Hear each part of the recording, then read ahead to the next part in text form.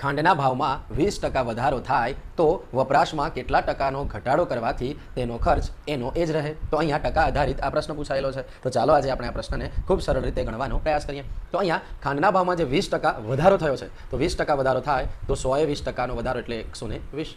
120 તો અહીંયા તેના વપરાશમાં કેટલા ટકાનો ઘટાડો કરવાનો છે? તો અહીંયા કેટલા ટકાનો ઘટાડો કરવાનો હોય ત્યારે કે 120 એ 20નો ઘટાડો થાય અને આ ઘટાડો આપણે 100%માં શોધવાનો છે. તો આ ઘટાડો 100%એ કેટલા ટકા ઘટાડો અહીંયા થયો હશે? આ શોધવા માટે અહીંયા સીધો ચોકડી ગુણાકાર કરીશું. એટલે કે 100 ગુણ્યા 20 અને છેદમાં આવશે 120.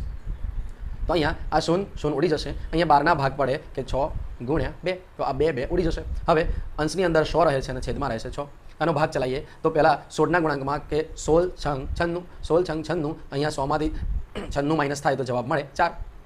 તો અહીંયા 4 અને 6ના ભાગ નથી ચાલતા એટલે 4ની જોડે અહીંયા શૂન્ય મૂકી દઈએ એટલે થઈ ગયા 40 અને અહીંયા 1 પોઈન્ટ આવી જશે. હવે ભાગ ચાલે કે છાએ 36, 40માંથી 36 જાય એટલે વધે 4. આમાં પણ 1 શૂન્ય મૂકી દઈએ તો ફરી એકવાર કે છાએ 36. તો આમ આગળ વધતું જશે એટલે અહીંયા આપણે જવાબ મળી જાય કે 16.66%. કે ખાંડના ભાવમાં 16.66%નો ઘટાડો કરવાથી તેનો ખર્ચ એનો એ જ રહે. તો 16.66 ઓપ્શનની દ્રષ્ટિએ અહીંયા ઓપ્શન એ આપણો સાચો જવાબ થશે.